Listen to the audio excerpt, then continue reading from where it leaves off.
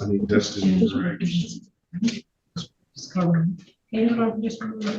This is the city of Detroit, Mr. Berry versus Destiny Graves, case number SB 16, strike that, SB 1069059, counts 1 and counts 2, SB 172478881, SB 1724805, counts 1, 2, and 3, and SB 1724836. Appearance for the city, Mr. Berry. Elwood S. Berry Jr. on behalf of the defendant. State your full name, Ms. Graves. Good morning, Your Honor. I am Destiny Raven Graves. That's capital D, lowercase ESTINEY, hyphen, capital R, lowercase AIVYN, colon, capital G, lowercase RAVES. I am appearing specially and not generally. I am here in good faith and under the protest solely to address the matters raised in my plea abatement.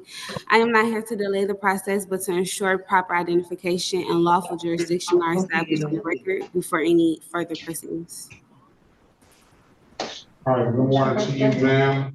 Today is the date and time set for arraignment on the bench warrant. Would you like counsel to represent you or no? I'm sorry, can you repeat that? I said today is the date and time set for arraignment on the bench warrant. Would you like counsel to represent you or not? I actually am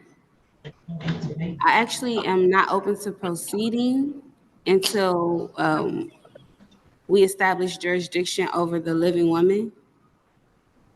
That's me, lowercase ESTINEY, hyphen, capital R, lowercase AIVYN, colon, capital G, lowercase RAVES. Okay. Jurisdiction has been established if you are Destiny Graves. If you're Destiny Graves, if that's your name, then unless you have some other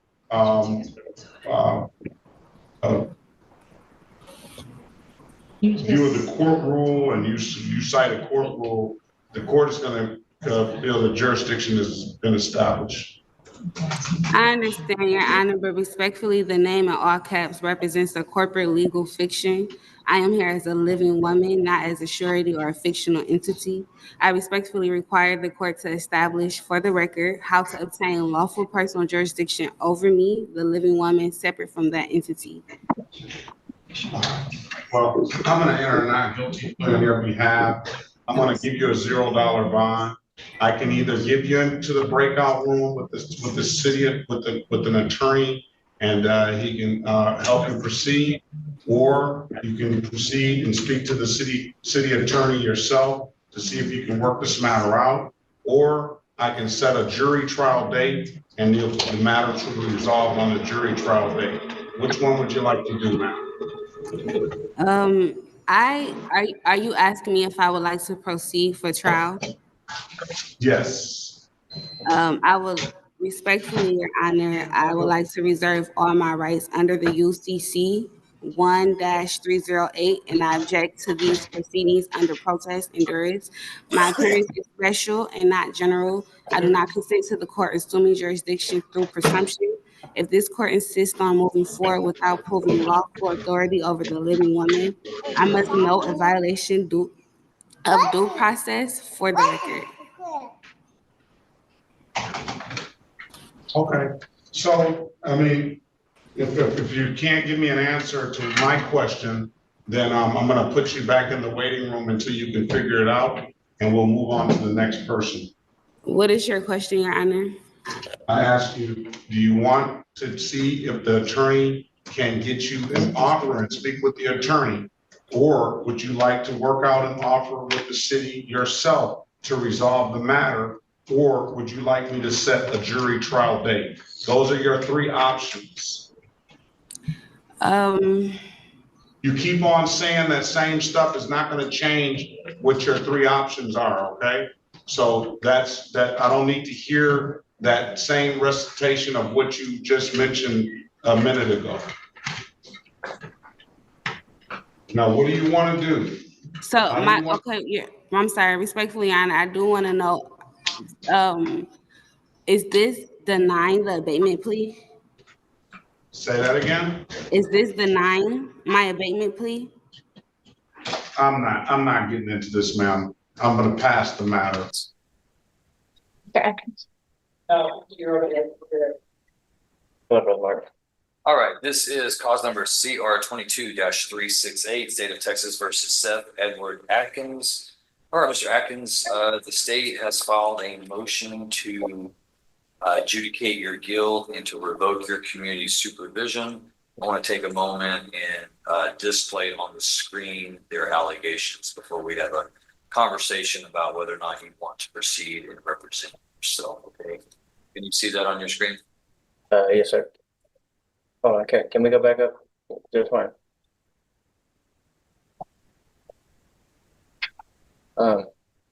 Hey, I don't want you to say anything. I just want you to read. Okay. Yes, sir. Yes, sir.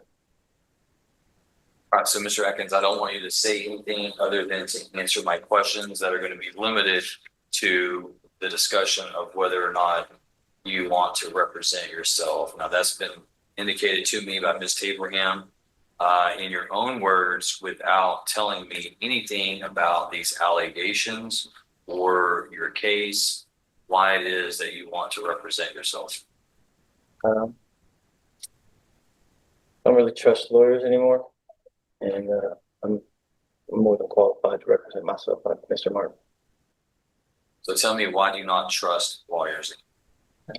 Well, good book says that they're bought and paid for. Bought and paid for, man. The good book being the what The whole book? Bible. The whole Bible. And where does it say in the Bible that attorneys are bought and paid for? Jesus had a whole conversation with a lawyer who searched after his own righteousness and showed him the way. So, And Jesus in the red word said to be weary of lawyers because they're bought and paid. don't trust them. It says don't. And where does it say that? Do you want me to get it for you? Yes.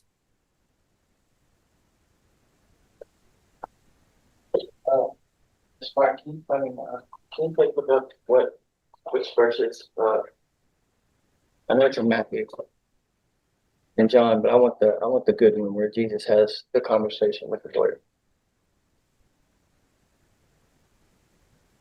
Thank you, Mr. Flynn. You have to be careful not to take person's Oh, I know. It's all about just seeking after your own righteousness and how all sin is evil. It's in this Bible, right? It's not just in the Hebrew Bible? It's quite a few verses. It's a bunch of them. I don't know if King James and the Council of Nicaea decided to take out that part or not.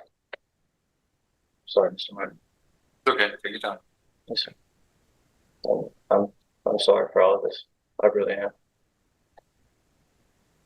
Okay. Take your time. Find the verse. Find the scripture that you found it to.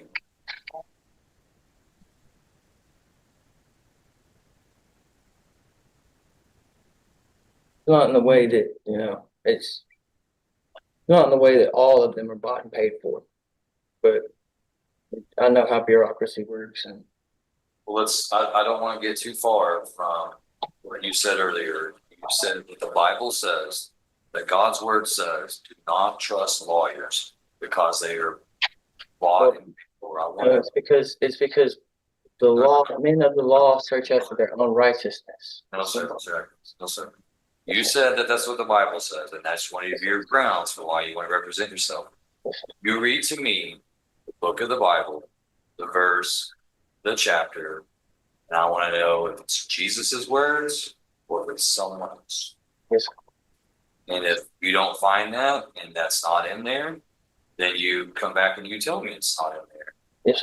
Move on to the next one. But I don't want to move into talking about self-righteousness and bureaucracy. So go ahead and sit down and read through the Bible and tell me where it's at and tell me when you're ready. I can see the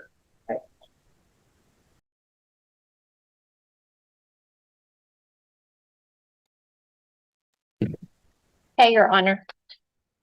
Go ahead, Mr. Atkins. Okay. So the verse has been taken out of this Bible. In the Hebrew Bible, it's in there. I know where it's at. If I had my scrolls and stuff, I could show you Where are those at? at my house. So if you want to give me a court-appointed attorney, then go ahead. Please, sir. Do you want a court-appointed attorney? I just want y'all's help to fix all this. But yes, I would. Okay. I would like a Well, court-appointed. you told my coordinator there that you wanted to represent yourself. And you do have a constitutional right to represent yourself. However, as the judge, it's my job to ensure that you are adequately warned about the dangers of doing so. So I wanted to give you an opportunity to tell me why you wanted to represent yourself.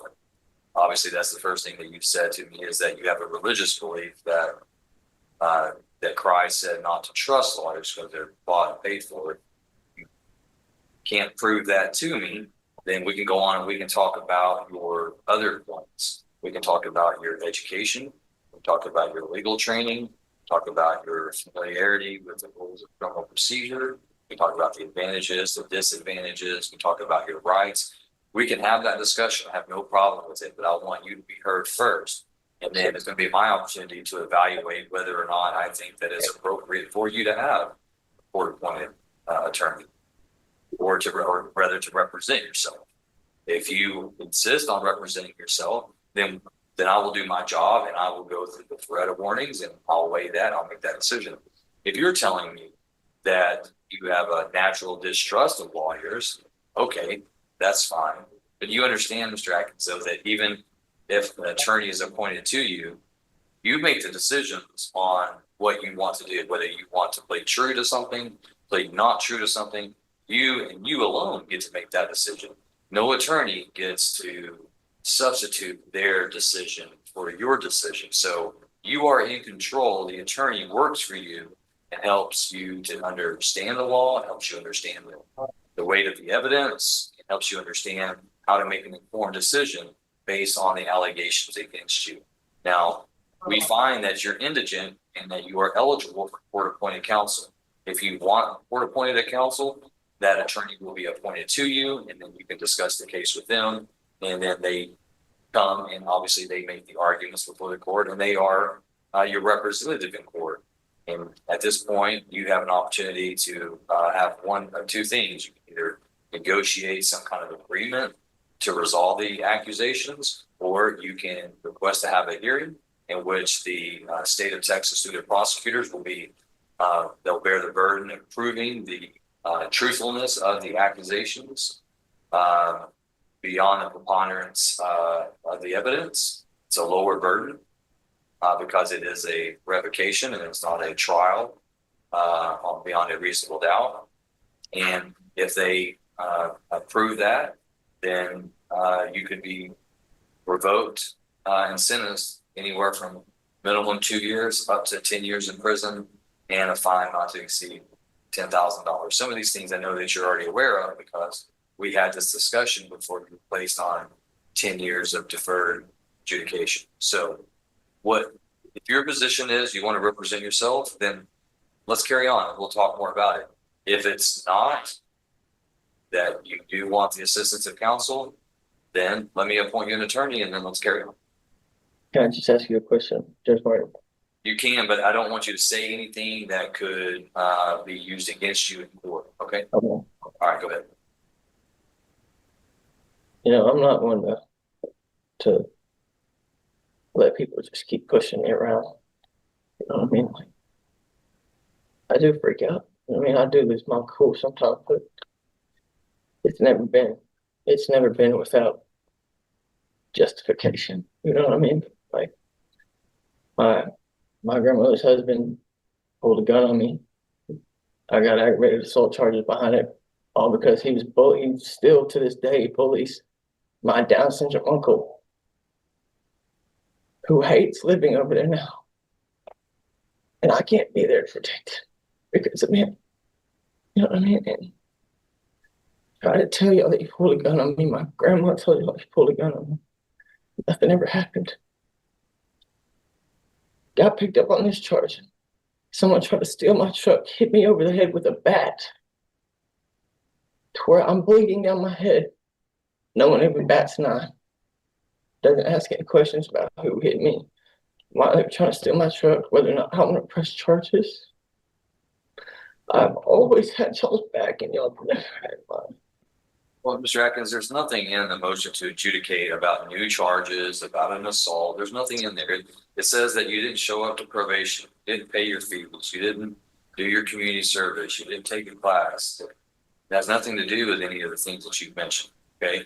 So at this point, to resolve those, if you have evidence that rebuts that or mitigates that, then that's where we have to get to in the process. And the only way to do that is either represent yourself with the court's permission, or have an attorney that works on your behalf that you give information to, and they argue to the court how you're not legally liable for these charges, or that they should be mitigated because of your circumstances in life. That's what we're trying to get to. Obviously, today is not going to be a resolution. Today's not the resolution. Today's not the hearing for that. Today is what we call a pretrial type hearing. And so the only issue before you and me right now, Mr. Atkins, is who's going to represent you? Is it you, or is it going to be an attorney that I appoint to represent you? And I just need to know, if I appoint an attorney, are you going to work with them and do your best and let them represent you, or are you going to be difficult and grieve them and file complaints and make accusations? I've never given y'all problems like that, Mr. Martin.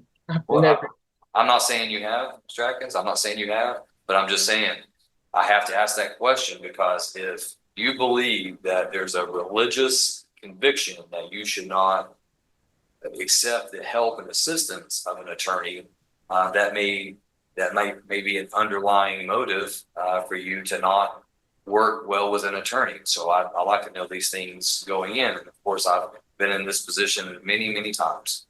And so I've learned over the years to ask these questions, because I've seen this become an issue with people in the past. And I just need to know if that's going to be you, then let's don't talk about having an attorney. Let's talk about representing yourself. And if you're going to be able to do so intentionally and knowingly, that you're forewarned on the disadvantages of self-representation. No, I guess. Will you please appoint me an attorney? Yes, I will. I will do that. So, Ms. Taberham, do you need any paperwork from Mr. Atkins? He's not completed the affidavit, but Go ahead and have him complete the application. okay. I think I already know what the finding is going to be, but we do need this for our compliance with state law. So fill out the affidavit of indigency, request for court appointed counsel. Let us review that. If you meet the qualifications, and I'm pretty confident you will, then the court will appoint you an attorney. I believe in your underlying case, you were represented by Mr. Jeff White. Is that correct? And I believe, I think I remember that's someone that your family members hired for you. Is that correct? Paper out of my money. Yes, sir. All right. Do you have money to hire an attorney? No, when I went to prison, I gave my mom the rest of the money that I had. And she blew it. All right, then just go ahead and fill out the paperwork, and then let Ms. Taberham tell me where we stand on our appointment process. Okay. Sure. All right, you can go ahead and have a seat. You don't have to stand. And we are just ready to jump straight into our civils. Yep, and I've got Preferred Credit Union versus Franthia Price next. Is that all right? Yep. We are here in the case of Preferred Credit Union versus Franthia Price, case number 25-05340AE. This hearing is being recorded on Zoom and live streamed on YouTube. And this matter is before the court for a motion today, although it was not clear to me what the nature of the motion is. So as an initial matter, Ms. Price, would you state and spell your full name for the record, please? I just want you to know, Your Honor, I'm here specially, not generally, and do so sui juris as the authorized agent for the Franthia family of the Price estate. So my appearance is strictly limited to the matter noted today and it does not grant any joinder to general jurisdiction, nor does it have any waiver of rights or implied legal disability or association with any bar guild. Well, here I as- get it, Ms. Price. However, I can tell you that I'm a general jurisdiction court. I operate under the United States Constitution and the Michigan Constitution, and those are the only things that give me jurisdiction to act or make any decisions. So, if you want me to decide anything in your case, you're going to have to be within the jurisdiction of my court. So, and we don't have to hammer that completely out at this time, but I do need you to state and spell your name. Franthea, Franthea. All right. Last name Price, Price.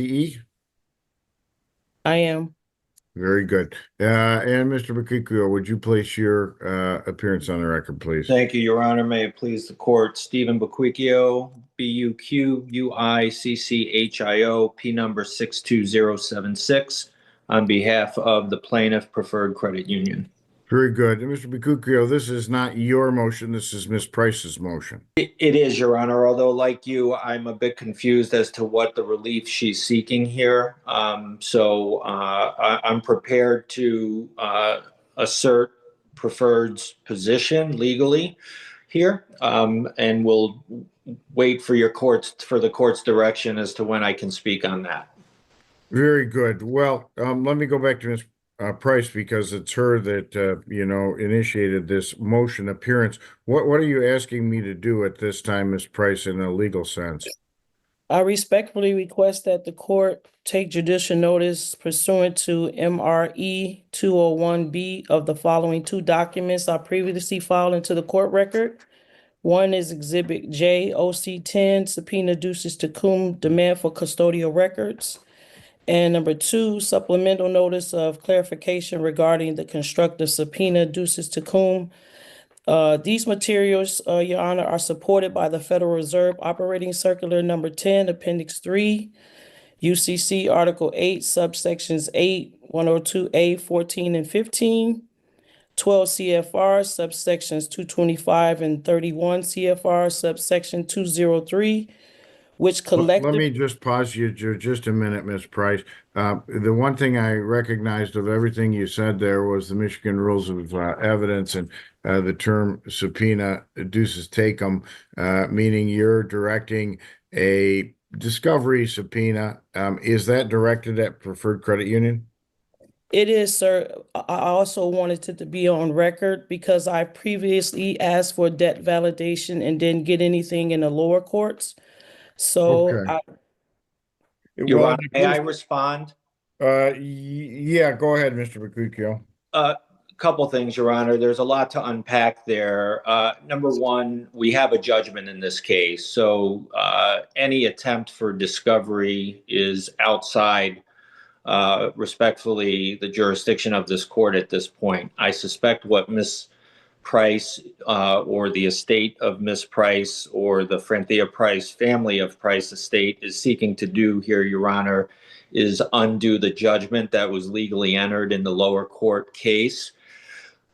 So I would just say, Your Honor, what she's asking for is irrelevant and outside the bounds of what this court can do. The case is over as far as the district court is concerned.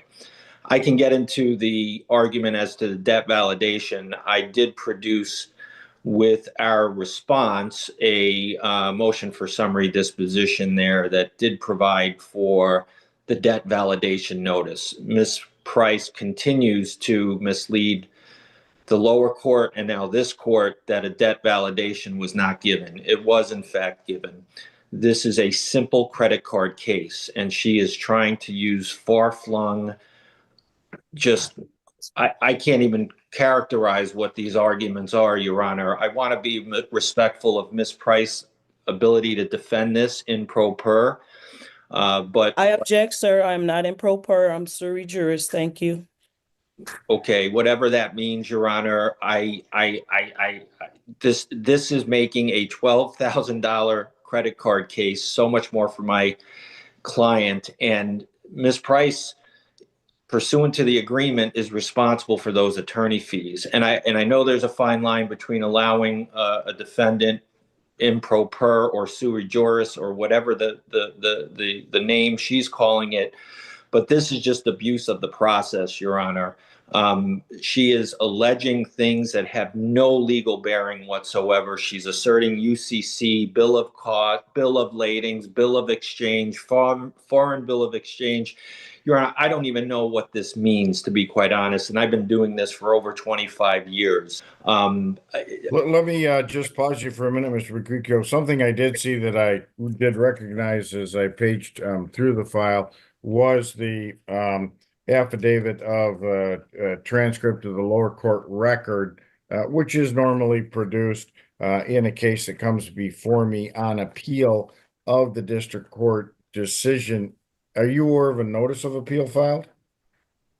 I am not aware of that, Your Honor. I suspect what was done here, Your Honor, was in the lower court. The judge indicated to Ms. Price that she's ruling in favor of preferred, and she was welcome to appeal that. And I suspect this is her attempt to appeal that. And to the extent Your Honor is ready to rule on her appeal and either, overturn the lower court's decision on the judgment or some other ruling here, I'm going to proceed as though she is seeking to undo the judgment that was entered against her.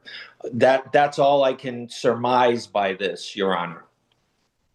Yeah, Okay. if I may speak. Yep, go ahead, Ms. I Price. believe the opposing counsel has stated he has not received an appeal. I have sent that, all the information you received. He's received that. I have the record, that the hard copy receipt from the post office. I sent this certified mail. So I do have the receipts of all of those things. Whatever you have, his office received it as well. I do have the proof of service and all that. The fact of the matter that he continues to mischaracterize this as solely a simple credit card debt that I'm trying to avoid, that is simply a mischaracterization of what I'm attempting to do, as is unsupported on the record, that I've attempted through bill of exchange, and I've asked and requested and have not received a simple application. A copy of it is not supported of the verification that this is a bona fide contract, and lawful consideration, if it's not done, is violation of a contract as well. All right. Well, here's my where I sit on this one, Ms. Price, is that my position legally here is I can sit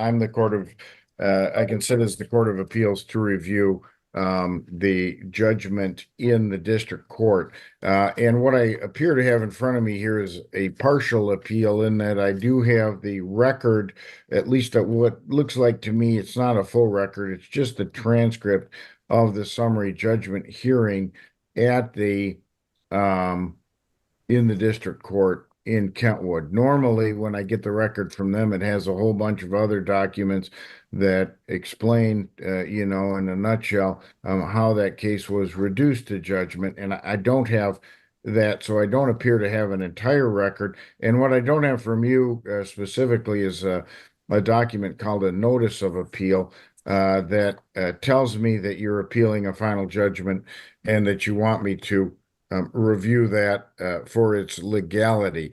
I can tell you, because it is on appeal, it follows the appellate rules of the Michigan court rules, and they are, for lack of a better term, more intricate and harder to follow than the general court rules or the court rules for proceeding in the district court or in the circuit court. There are a lot more hoops to jump through. on appeal. And that's really where you are when you're in front of me. And I can also tell you that on appeal, what I'm supposed to do is look at the record that was generated in front of Judge Sturkenberg.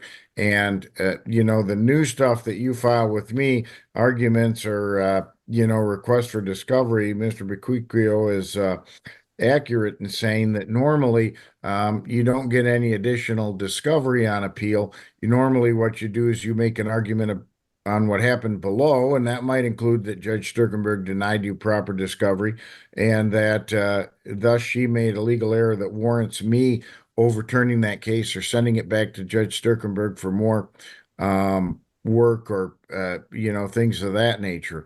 And I can tell you from what I see in the file right now, I don't have the information I would need to decide that. So what I am going to do is direct you to file the requisite notice of appeal and appeal documents within the next 15 days, or I will dismiss the appeal and you'll have to start that process over again. And the dismissal may have a substantive effect on your ability to file another appeal. So what I'm telling you is this appeal that's in front of me right now is incomplete.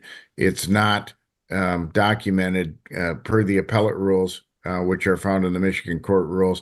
And, I wouldn't have any choice but to dismiss it unless you supplement it with at least bare minimum a notice of appeal and sufficient information to inform me and Mr. Bequicchio what the nature of your appeal is. What that it appears that you're appealing from a final judgment.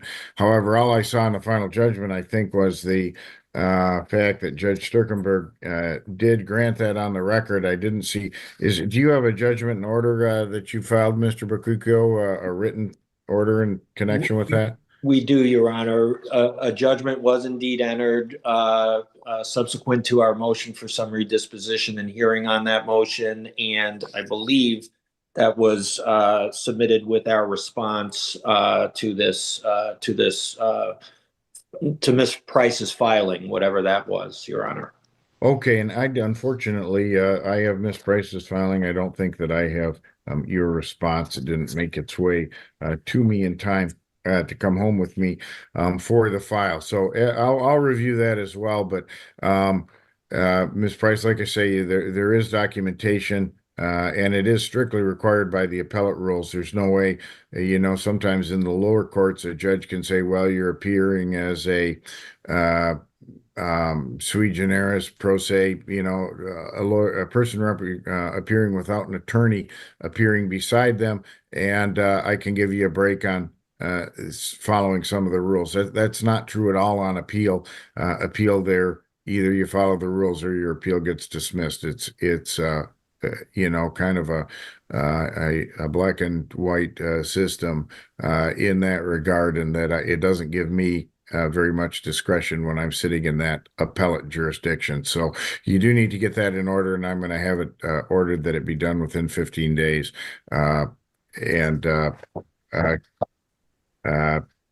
That's, I think, all we can do for today. Your Honor, as a procedural clarification, Your Honor, to the extent Ms. Price does supplement her appellate filing and the court finds that it is inconsistent with the appellate rules, will another hearing be required, Your Honor? Or no, I'll just sign an order of dismissal if I don't have the proper documents to initiate the appeal. Terrific. Thank you, Your Honor. Very good. Your Honor, you said I have 15 days to get the information because I believed I sent all of this stuff in appropriately. I went into and handed it in and got the proper documentation. And the fact that you said you don't have that information is a little... I do have a bunch of stuff that you filed that appears to have been printed out by you. The one thing I have, and the only suggestion I can make, Ms. Price, there is a legal assistance center on the 4th floor of the courthouse. If you talk to them and say, gee, Judge Rossi said I was missing some stuff on appeal, they can at least direct you to the proper forms to file to initiate an appeal. Because the one thing I did receive here was the notice of filing of transcript and affidavit of mailing, and that's on a Michigan court form that I recognize. And what I then got was a transcript of that hearing, the last hearing, it appears, in front of Judge Sturkenberg. However, there is more stuff. They need to, what really they need to do is transmit the entire record of that case, or you as the party need to assemble that record on appeal, the record of what happened in the lower court, and get it to me on appeal. And that basically looks like those transcripts plus any paper documents in the court file that happened in the district court. And I don't see any of those in my appellate file here. They told me that I put there that they was going to mail it to you. They mailed me a copy, and they said they was going to mail you a copy because I purchased the transcripts and everything. Yep, and I did get the transcript, but that's just the transcript of the the hearing on appeal, and that is part of what I need. I said I didn't have a claim of appeal. I stand corrected as I'm paging through here. And I have to tell you, Ms. Price, the filing of the additional documents here, I know you believe it's important in helping me to decide your case, but I can tell you what it's doing in a practical sense is making it really hard for me to file, just to track the documents that actually do trigger my duty to decide stuff on appeal. So I do have a claim of appeal. Looks like it was signed by you on June the 13th of 2025. So really what I need on appeal then, and again, I'm also prohibited, as the folks at the Legal Aid Center are, from giving legal advice. But I can tell you, if I'm to decide any appeal, I'll need a copy of the entire lower court record on appeal. And the record on appeal, like I said, usually it's assembled by the parties to the appeal. Usually you, as the individual appealing the decision of Judge Sturkenberg, are the one that's going to put that together. Mr. Bequicchio can contribute to that record if he wishes to do so. And then that gets submitted to me, kind of as here's what happened at the lower court. It tells the story of that in those filings and pleadings filed at the lower court. And then you file a brief on appeal, and your brief makes the arguments as to why Judge Sturkenberg made legal errors in her decision-making. And since I'm requesting that brief now, I just thought I was needing the claim of appeal, but since I have a claim of appeal that properly initiates the case on appeal, what I really need then is that record on the lower court, and then I need a brief from you explaining the errors that you think Judge Sturkenberg made.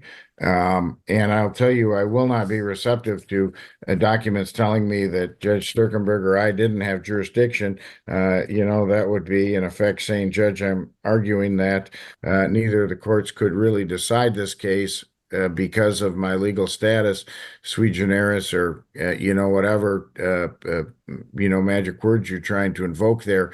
That just doesn't work. And the reason it doesn't work, particularly on appeal, is I have to have jurisdiction to decide the appeal in the first place. And if you're telling me I don't have jurisdiction, you're as good as telling me, as judge, dismiss my appeal because you can't decide it anyway. And so in other words, you got to give me more than that. It's got to be an argument based on Michigan law as to what mistakes were made by Judge Sturkenberg in the court below, and then I can decide the matter on appeal. And since I'm looking for the brief on appeal, that's a little harder to put together along with that whole record. I'll extend the time for the filing of the record on appeal and your brief on appeal. I'll give you 60 days from today's date. We're at July the 25th. 25th. Yeah, sorry, my glasses. I'm using a backup pair of glasses because my regular ones are in the shop. So 2 months from today will bring us to September 25th to have those documents filed. And then I'll be able to decide those. And I'll also tell you, Ms. Price, the way it works on appeal is I don't need to grant. You can request oral argument which would be another version. Today, really, this is more of a status conference. It's not so much oral argument because I couldn't make head or tail of what the file was asking me to do. You can request oral argument if you want it. I don't have to grant it on appeal. Sometimes I just review the record and the filings and, decide the appeal based on that. And of course, Mr. Bequicchio, after that 60 days can file whatever he wants in response to your arguments on appeal. And likely that'll be a motion to dismiss the appeal saying Judge Sturkenberg did everything right and there's nothing to look at here, folks. So that's kind of how it works on appeal, just for your information. And like I say, if you need help with at least the forms part of it, the Legal Assistance Center on the 4th floor of the courthouse is a good resource for that. Okay, so am I, just for clarification, because I'm going to do this right this time, this coming next time. There's 60 days you need to brief on appeal explaining the errors of the lower court. Correct. And the record. And you need a complete record of the 2 hearings that had taken place. I need the complete record from the lower court, and that would start with everything from Mr. Bequicchio's complaint that he served you with and the proof of service and all that stuff.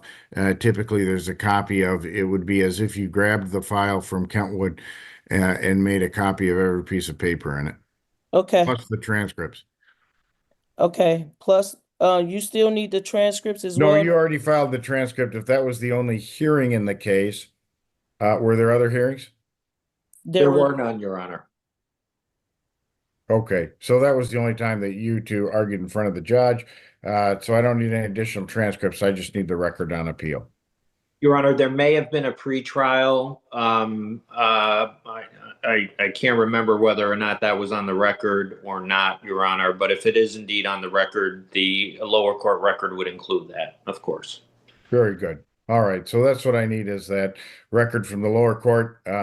Mr. Bequicchio, I think the appellate rules allow you to weigh in and supplement the record or collaborate on submitting the record to me. I'll leave that to you as to how much you're going to participate and assist with that production. But you two can talk to each other. The goal being to get everything in front of me that I need to decide the arguments that you make in that brief on appeal, which is where you get a chance to make your substantive argument as to any errors made by Judge Sturkenberg. Thank you, Your Honor. I will say, to clarify from our position, we did respond to the filing of Ms. Price. With that, we included the complaint, the answer, and our motion for summary disposition, and Ms. Price's response to that motion for summary disposition. So that should make its way to the court file. I don't know whether that would be deemed an official record as far as the appeal is concerned with certified documents, but we did put the underlying materials in our response. So that will be contained in your file. And copy obviously went to Ms. Price, so she should have received all those filings as well. And normally, right, there is the certified record on appeal gets a simple 1-page document from the district court saying this is everything we have in everything in our file. So I would accept either way. If you want to supplement what Mr. Bequicchio sent Ms. Price, or whether you want to just go to the district court and say, hey, I need a whole copy of that file because Judge Rossi is asking me for it, and it's got to be certified because it's on appeal. They at least have done that before down there at the Kentwood Clerk's office, so it'll at least give you a starting point as to what to do. And like I say, I think I'd make my first stop the Legal Assistance Center so you can walk in there with the right form when you go to Kentwood District Court. Thank you. And then, do I use the same case number as well? No, it'll be assigned, and it already has been assigned a new case number on appeal, which is the one we're here on today. It's 25. Yes, that number. That's the one I'm speaking of. Yep, that is the appellate case number. Okay. Now, when you're talking to Kentwood and if you're looking for It's the a different number record, then you got to go with that number down there. Okay, thank you. I appreciate your help, sir. Very good. Good luck to you, ma'am. Thank you.